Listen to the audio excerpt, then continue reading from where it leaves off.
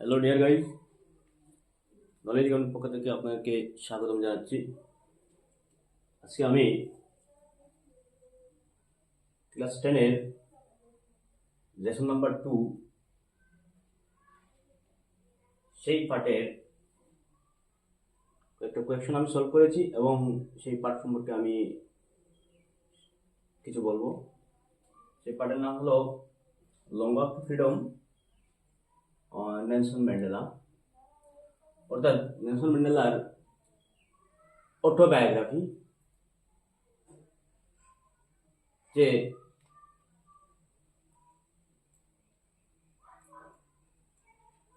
Long walk two freedom, যে স্বাধীনতার দীর্ঘ পথ অবলম্বন করে যিনি সাউথ আফ্রিকার মাটিতে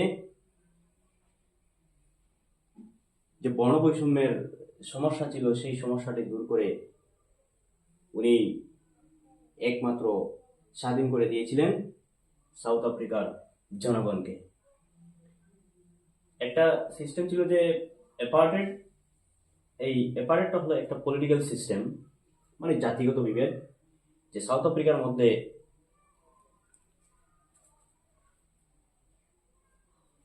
ব্ল্যাক পিপুল অ্যান্ড হোয়াইট পিপুল, যে প্রায় 300 বছর রাজত্ব করেছিল হোয়াইট পিপুলরা,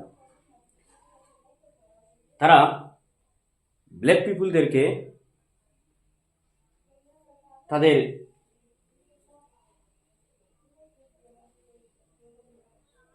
ওই হোয়াইট পিপুলটা ব্ল্যাক পিপুলকে মানে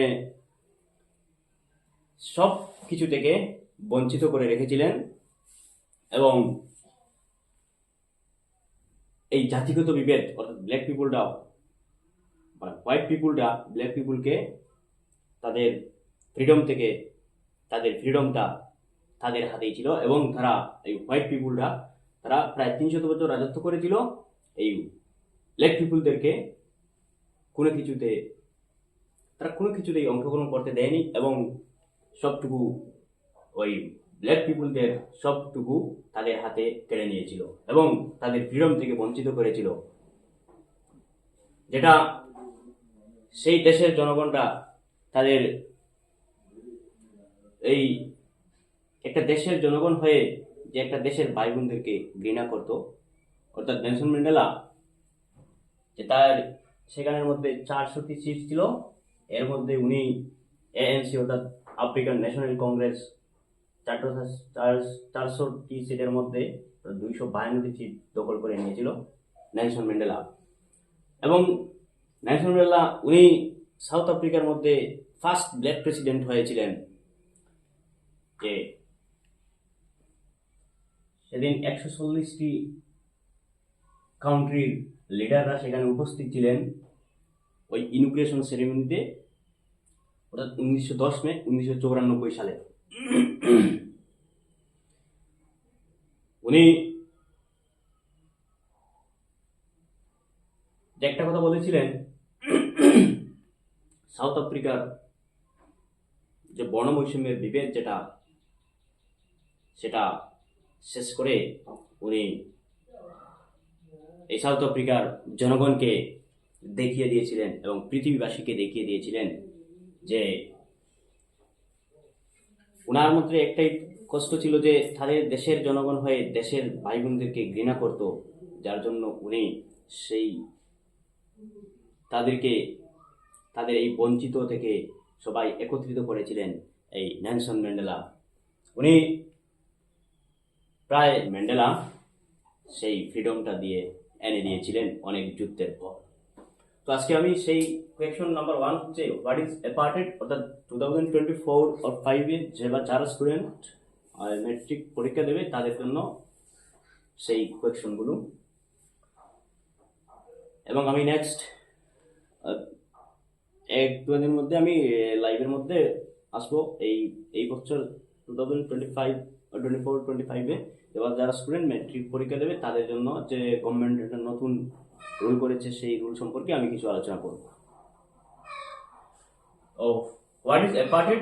আমরা জানছি অ্যাপার্টেড একটা জাতিগত বিভেদ অর্থাৎ পলিটিক্যাল একটা সিস্টেম। তো apartheid is a political system that separates people according to their race.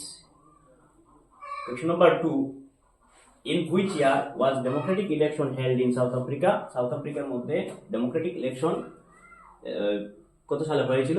যে the democratic election was held South Africa in 1994, অর্থাৎ 1994 সালে সাউথ আফ্রিকার মধ্যে ডেমোক্রেটিক ইলেকশন হয়েছিল। Question number 3, which does he think is natural to love or to হেট?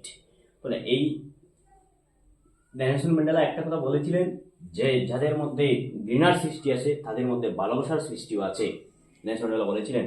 তো উনি যে white পিপুলদের মধ্যে যে ঘৃণার সৃষ্টি ছিল ব্ল্যাক পিপুলদের প্রতি, সেই ব্ল্যাক পিপুলদের প্রতি যে ঘৃণার সৃষ্টি সেটা দূর করে ব্ল্যাক পিপুল অ্যান্ড হোয়াইট পিপুল সবাইকে একত্রিত করে উনি দেখিয়ে দিয়েছিলেন যে আমরা সবাই এক এবং আমরা সবাই সবাইকে ভালোবাসি। ব্ল্যাক পিপুল অ্যান্ড হোয়াইট পিপুল সবাই আমরা ভাই বোন, আমরা সবাই এক।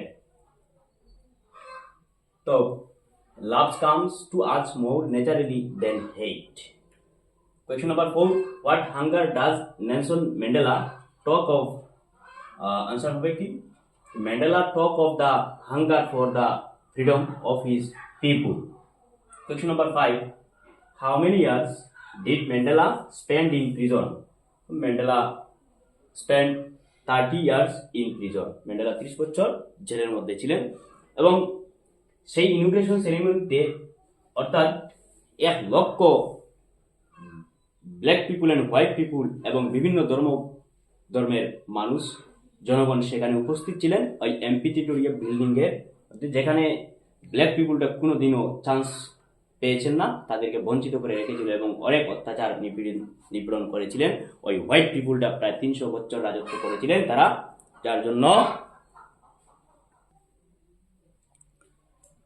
আজকে আমি সেই কোয়েকশনগুলো একটু সলভ করেছি। তো আপনারা এই কোয়েকশনগুলো আপনারা দেখবেন।